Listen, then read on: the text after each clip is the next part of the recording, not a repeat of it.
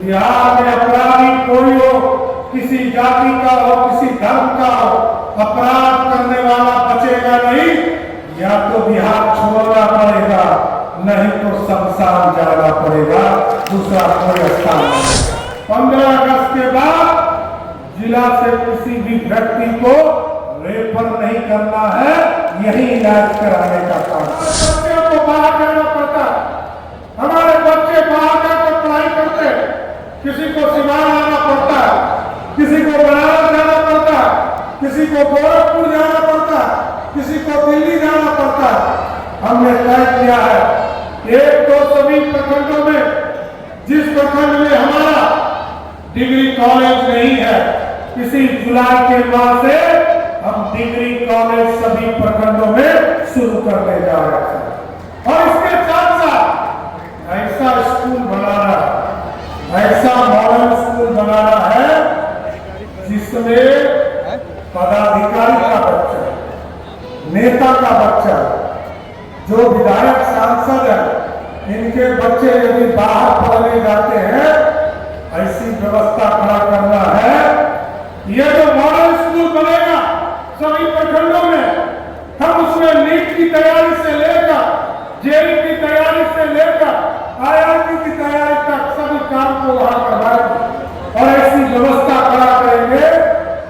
क्योंकि मेरा सपना तो उसी दिन पूरा होगा जिस दिन सिवान के जिलाधिकारी का बेटा उस स्कूल में पढ़ने लगेगा, उस दिन हमारा सपना साकार होगा। हमारे सांसद जी का, विधायक जी का बेटा पटना से नाम कटाकर सिवान के स्कूल में पढ़ना शुरू कर देगा, उस दिन हमारा सपना पूरा होगा। क्योंकि हम जो गरीबों को शिक्षा देना चाहते हैं, वही अमीरों को शिक्षा देना चाहते हैं। ये पूरी व्यवस्था बदलनी है। क्योंकि आज नीतीश कुमार जी ने और मोदी जी ने गांव गांव सड़क पहुंचाने का काम, बिजली पहुंचाने का काम किया, स्कूल खोलने का काम किया, बच्चियों को स्कूल पहुंचाने का काम किया, बच्चियों को साइकिल देने का काम किया, पोशाक देने का काम किया। अब उसको और आगे बढ़ाने की जरूरत है।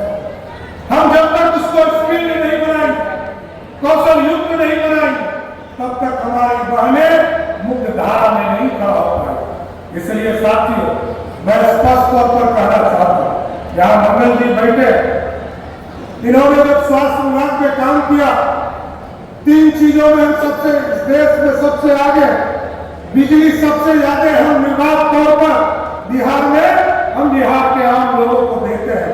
और जो ग्रामीण सड़क है, आप किसी भी राज्य में चले जाओ, उत्तर प्रदेश चले जाइए, नेपाल चले जाइए, बगल में झारखंड चले जाइए, बंगाल चले जाइए, सबसे अच्छा ग्रामीण सड़क कहीं है वो बिहार की धरती पर है, जिसको नीतीश जी और मोदी जी ने बनाया। और साथियों, आगे भी यहाँ मंगल जी बैठे, इसलिए मैंने चर्चा किया कि सबसे ज्यादा दवाई भी हॉस्पिटल में हम पहुंचा रहे, लेकिन हमारे डॉक्टर साहब को थोड़ा मेहनत करने की जरूरत है। हम दवाई पहुंचा रहे, हमने बिल्डिंग खड़ा कर दिया, लेकिन अभी भी लोग रेफर कर रहे हैं। हमने कहा 15 अगस्त का डेडलाइन दिया और सभी जिलाधिकारी इसको मॉनिटरिंग कर रहे हैं, मुख्य सचिव इसको मॉनिटरिंग कर रहे हैं। 15 अगस्त के बाद जिला से किसी भी व्यक्ति को रेफर नहीं करना है, यही इलाज कराने का काम करना है। अब कोई गंभीर बीमारी है तो अलग बात, नहीं तो कोई भी बीमारी में आप सीधा रेफर मत करो। अनुमंडल का अस्पताल हो, जिला का अस्पताल हो, इसको 15 अगस्त के पहले ठीक करना है साहब। फिर 31 दिसंबर तक जो एडिशनल PSC है या PSC है, इसको हम ठीक करने का काम करेंगे।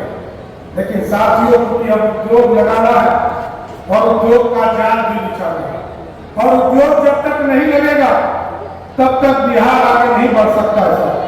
आज बिहार की समृद्धि बहुत आगे आया। मैं जब पहली बार विधानसभा का सदस्य हुआ, बिहार में मंत्री हुआ, तो आपको जानकर आश्चर्य होगा कि बिहार का बजट मात्र 6,000 करोड़ का था, और जब बिहार बंटवारा हो रहा था तो लगभग 87% रेवेन्यू झारखंड चला गया, मात्र 13% रेवेन्यू बिहार में था। लेकिन जब मैं नीतीश कुमार जी के नेतृत्व में और मोदी जी के मार्गदर्शन में 2024 और 25 का बजट पेश कर रहा था, तो 1 घंटा पहले झारखंड में बजट पेश हुआ। आपको जानकर खुशी होगी और मेरा 56 इंच का सीना फूल रहा था कि मैंने देखा झारखंड की बजट 1,39,000 करोड़ का था और बिहार का बजट में पेश कर रहा था वो 3,47,000 करोड़ का। ये बदला हुआ बिहार। इसलिए अब साथियों लग जाएगा, मोदी जी ने अर्थव्यवस्था बढ़ा दिया, विकसित भारत को आगे ले जाने का काम कर रहे हैं। अब यहाँ पर हम लोग धीरे धीरे टाउनशिप की कल्पना कर रहे हैं। हम पहले बड़े शहरों में हमने टाउनशिप करने का निर्देश दिया और आगे का मार्गदर्शन क्लियर है। एक बार बड़े शहरों को हम लोग चिन्हित करेंगे, उसके बाद सीमांत जिला हेडक्वार्टर है, इसको भी सुसज्जित एक तरह से व्यवस्थित करने का काम करना, सुसज्जित करने का काम करना, एक व्यवस्थित शहर बनाने का काम करना। कहीं हमारे साथी चिंता करें, कहीं फ्लाईओवर बनाना, कहीं मंदिर को इको टूरिज्म से जोड़ना, कहीं तालाब को उससे जोड़ना।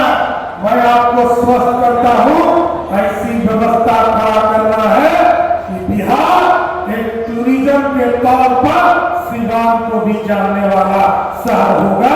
इतना जरूर स्वस्थ करना चाहता हूँ। साथियों, उद्योग लगाना और उद्योग के लिए 2 चीजें चाहिए।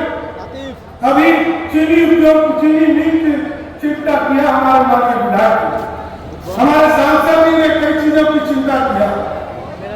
हम आपको जरूर स्पष्ट करते हैं, बिहार में सुशासन स्थापित हो रहा।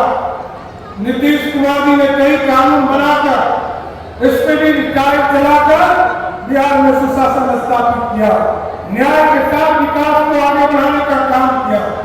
आज मैं जरूर स्पष्ट करता हूँ समाज की धरती पर, बिहार में अपराधी कोई हो, किसी जाति का हो, किसी धर्म का हो, अपराध करने वाला बचेगा नहीं। या तो बिहार छोड़ना पड़ेगा, नहीं तो शमशान जाना पड़ेगा, दूसरा कोई स्थान नहीं है। क्योंकि बिहार के बगल में उत्तर प्रदेश है, बगल में बाबा पहले से बैठे हुए, उधर शुभेंदु अधिकारी भी आ रहे हैं। अब तो एक तरफ बाबा है, एक तरफ शुभेंदु जी है। अब तो नेपाल ही भागना पड़ेगा, क्योंकि अपराधी के लिए कोई जगह नहीं है साथ।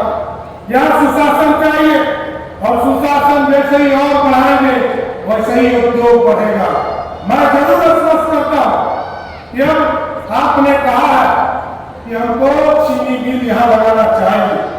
मेरी सरकार, मैंने अभी मुख्य सचिव जी से आग्रह किया कि यहाँ पर जिलाधिकारी को निर्देश दीजिए कि तुरंत जमीन उपलब्ध कराए और यहाँ पर चीनी मिल खोलने का काम बिहार की सरकार करेगी। और इसके साथ साथ कोऑपरेटिव के सेक्टर में हम दूध भी बेचेंगे। हमारा जो डेयरी प्रोडक्ट है, सुधा के माध्यम से दूध बेचने का काम सरकार करेगी, सब्जी बेचने का काम करेगी और मत्स्य पालन के माध्यम से मछली का भी बेचने का काम उसी के माध्यम से किया जाए। यह पूरी व्यवस्था खड़ा करना था, क्योंकि बिहार रोजगार देगा। और नीतीश कुमार जी ने घोषणा किया कि 2030 के पहले 1 करोड़ लोगों को रोजगार देना है। तो एकदम स्वस्थ रहिए बिहार के नौजवान साथियों, एकदम स्वस्थ करता हूं कि 2030 के पहले 1 करोड़ लोगों को बिहार की धरती पर रोजगार देने का काम हमारी सरकार करेगी।